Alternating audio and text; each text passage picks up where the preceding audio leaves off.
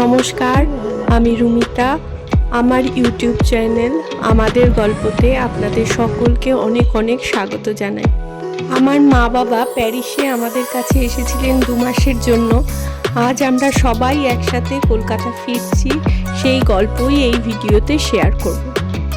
এই 2 মাস কত আনন্দ, কত গল্প আড্ডা করে কাটিয়েছি।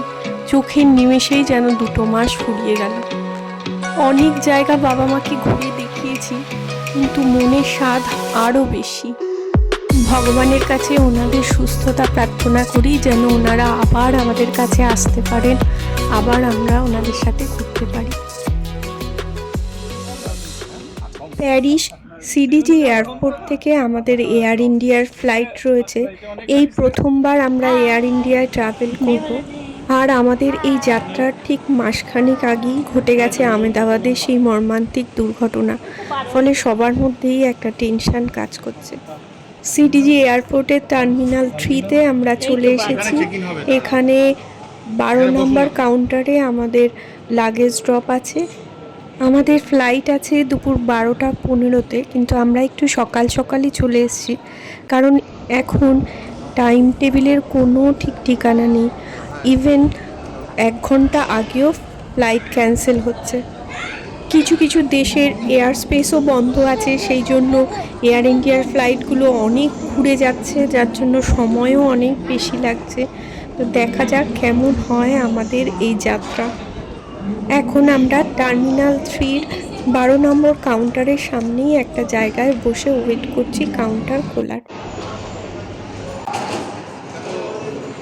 সিজান, দেখেছো এরোপ্লেন? কোথায় এরোপ্লেন? এরোপ্লেন কোথায়? হ্যাঁ, ওইখানে এরোপ্লেন। আমাদের সিকিউরিটি চেকিং হয়ে গেছে, ব্যাগেজ ড্রপ হয়ে গেছে। আমরা এখন ভিতরে ঢুকে গেছি, গেটের কাছে যাব। চলো, কোথায় যাব? সবাই এইদিকে যাচ্ছে তো, সবাই এইদিকে যাচ্ছে, আমরা এইদিকে যাই। এইদিকে কেন যাব না আমরা?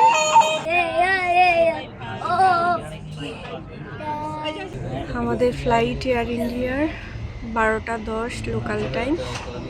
আমরা গেটের কাছে চলে এসেছি, গেট নাম্বার A45।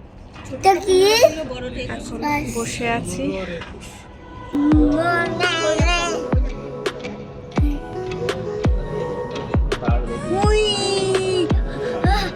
যেই গেট নাম্বার দিয়ে আমাদের ফ্লাইটে বোর্ডিং হওয়ার কথা, সেখানে এখন রয়েছে অন্য একটা আফ্রিকান এয়ারওয়েজের ফ্লাইট। আর সেখানেই একজন প্যাসেঞ্জার নিয়ে এসেছে 5-6টা হ্যান্ড লাগেজ, আর সেটা নিয়েই চলছে এখন প্রচণ্ড ঝামেলা। পাশের গেটে এয়ার কানাডার একটা ফ্লাইট এসে দাঁড়ালো। এটার টাইম আমাদের ফ্লাইটেরও পরে ছিল, এটা চলে এসেছে। আর এটা থেকে এখন লাগেজগুলো নামানো হচ্ছে। লাগেজগুলো দেখুন সমস্ত কন্টেনারের মধ্যে। এয়ার ইন্ডিয়ার যে ফ্লাইটটা সকালে সিডিজিতে এসে পৌঁছয়, সেটাই আবার এই সময়ে ব্যাক করে। ফলে ওটা আসতে যদি দেরি হয়, এটা ছাড়তেও অনেকটা দেরি হবে। আমাদের ক্ষেত্রে আজকে তাই হয়েছে, ওটা এখনও আসেনি। আসলে প্যাসেঞ্জার খালি হবে, তারপরে এটাকে রিফুয়েল করা হবে, তারপরে ছাড়বে। সুতরাং আমাদের বসে বসে অন্য ফ্লাইট দেখা ছাড়া আর কিছু করার ছিল না। অলরেডি প্রায় ঘন্টাখানেক ডিলেড হওয়ার পরে অবশেষে এয়ার ইন্ডিয়ার ফ্লাইট এসছে। এবার আস্তে আস্তে আমরা গেটের কাছে এসেছি, বোর্ডিং শুরু হয়েছে।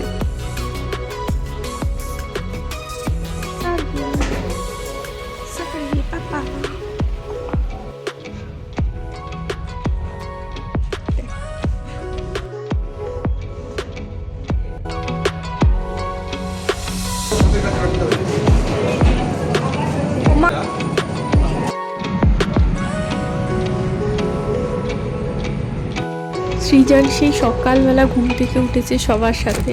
এখন বেলা গড়িয়ে দুপুর হতে চললো। ছেলে ঘুমিয়ে পড়েছে, ভীষণ ক্লান্তও হয়ে গেছিল। ভাঙা চলছে।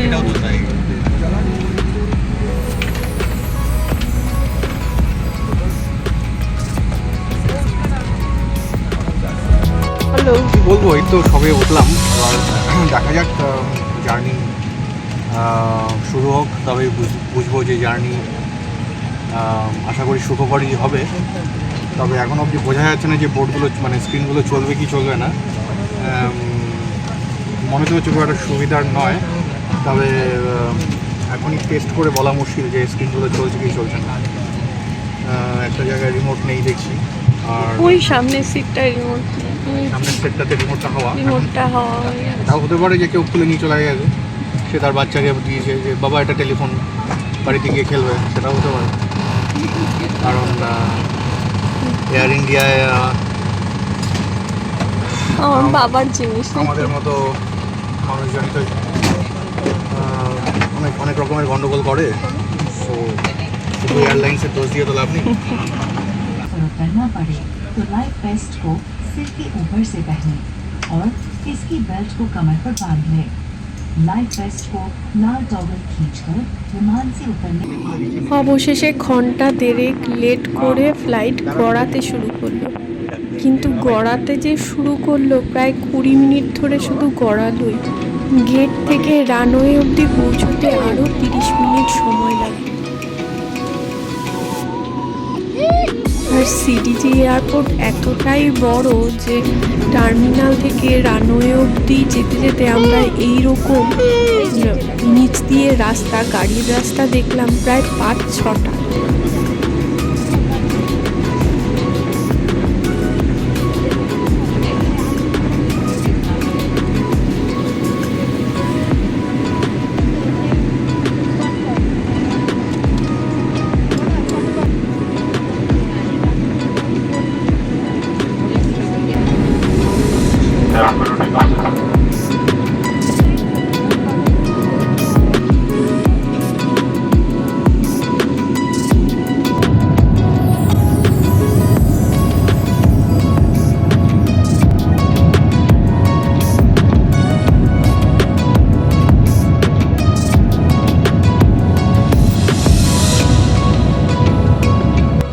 প্লেনটা যখন ঠিক মাটি থেকে আকাশে ওঠে ওই মুহূর্তটা ভীষণ ভয় লাগে। সবার হয় কিনা জানি না, তবে আমার হয়। গলা টলা শুকিয়ে আসে, শূন্যে ভাসছি এরকম একটা ফিলিংস হয়। অবশ্য একটু পরেই সেটা ঠিক হয়ে যায়। আর এতক্ষণ সৃজন ঘুমিয়েছিল, ঠিক প্লেন ছাড়ার মুহূর্তে ও উঠে গেছে। উঠেই এমন চিৎকার চেঁচামেচি, সিটে বসবে না, কোলে বসবে, খুব বিরক্ত করছিল। সিডিজি এয়ারপোর্টটা দেখুন শহর থেকে অনেকটা দূরে, যেরকমটা হওয়া উচিত। আর আমাদের দেশে তো শহরের মাঝখানেই এয়ারপোর্ট, যদিও প্রথমে হয়তো এয়ারপোর্ট দূরেই হয়েছে শহর থেকে, কিন্তু এখন দেদার বাড়ি উঠে যাচ্ছে এয়ারপোর্টগুলোর কাছেই।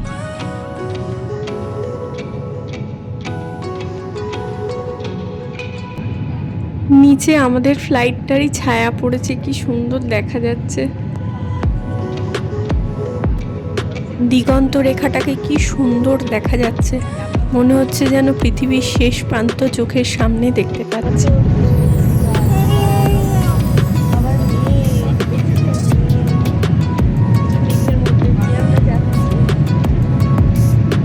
আকাশ মোটামুটি পরিষ্কার থাকলেও মাঝে মাঝে এই ভেজা তুলোর মতো মেঘগুলো যখন কাছে চলে আসছিল, দেখতে ভীষণ ভালো লাগছিল। একদম মেঘের মধ্যে দিয়ে যাওয়া একরকম, আর এই হালকা হালকা মেঘ ভেজা তুলোর মতো, এটা যেন আরও বেশি সুন্দর লাগছে। ফ্লাইটটা ইউ টার্নে ঘুরে আবার সেই সিডিজি এয়ারপোর্টের উপর দিয়েই যাচ্ছে। ফ্লাইট ছাড়ার প্রায় 40 থেকে 45 মিনিট পর আমাদের লাঞ্চ সার্ভ করা হয়েছে।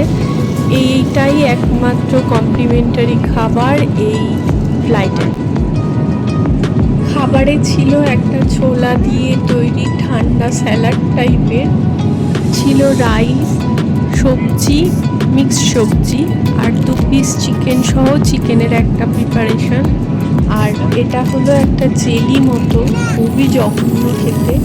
একটা পাউরুটি, 2টো টোস্ট বিস্কিট, আর তার সাথে ছিল ফ্রমাজ মানে চিজ, বাটার, জল আর ড্রিঙ্কসে যে যেরকম চাইছিল, জুস ছিল, অ্যালকোহল ছিল, যে যেরকম চাইছিল সেরকম।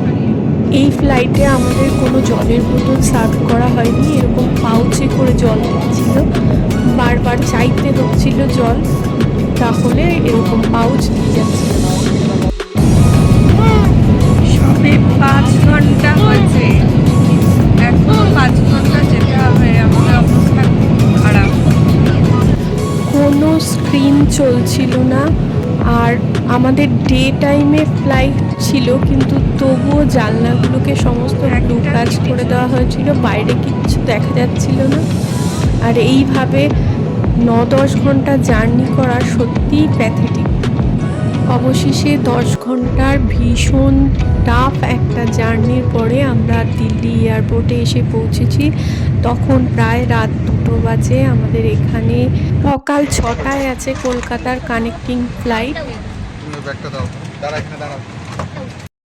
সেই চিরপরিচিত দিল্লি এয়ারপোর্ট। এখন আমরা ইমিগ্রেশন ক্লিয়ার করে লাগেজ কালেক্ট করব, তারপরে আবার লাগেজ ড্রপ করব, সিকিউরিটি চেকিং করব, তারপরে আমরা কলকাতার ফ্লাইট যেখান থেকে, যেই গেট থেকে ছাড়বে সেখানে গিয়ে ওয়েট করব।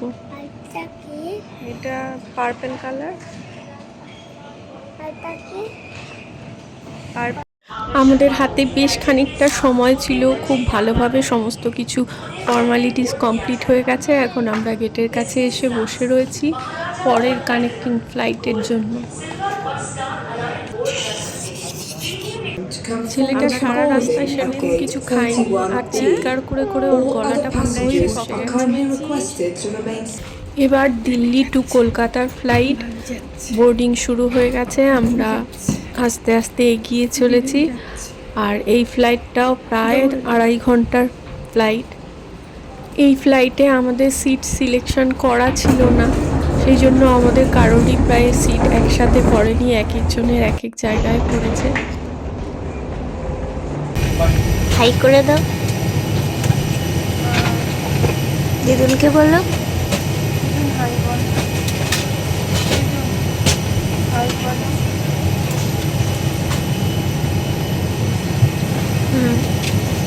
আমরা এখন কলকাতা যাচ্ছি। আগের দিন রাত্রে ভালো ঘুম হয়নি, তারপরে এরকম টানা 17-18 ঘন্টা জার্নি তখন অলরেডি হয়ে গেছে, আর তখন আর শরীরে দিচ্ছিল না। ছেলেও ভীষণ জ্বালাচ্ছিল, ওরও কষ্ট হচ্ছিল, বুঝতে পারছি। এই ফ্লাইটে আমাদের কমপ্লিমেন্টারি ব্রেকফাস্ট দেওয়া হয়েছিল, একটা পাউরুটি, বাটার, একটা দই, আর আলু সিদ্ধ, আর ডিমের পোচ। মেয়ে সামান্য কিছু খেয়েছে, কিন্তু সৃজান আর আমি কিছুই খাইনি। আর এই ফ্লাইটে প্রচণ্ড টার্বুলেন্স ছিল, সেই জন্য কোনো রকম চা কফি কিছুই সার্ভ করা হয়নি, ড্রিঙ্কস। অবশেষে আমরা এবার এসে পৌঁছেছি কলকাতা এয়ারপোর্টে। এখান থেকে এখন লাগেজ কালেক্ট করব, সেই দিকে যাচ্ছি। আমরা কলকাতায় এখন থাকবো না, আমরা এখান থেকে গাড়ি নিয়ে চলে যাব আমাদের গ্রামের বাড়ি। সেখানে পৌঁছতেও আমাদের 2 ঘন্টা গাড়িতে সময় লাগবে, ফলে আমাদের জার্নি এখনও শেষ হয়নি, চলতে থাকবে। তবে এই ভিডিওটা আমি এখানেই শেষ করব।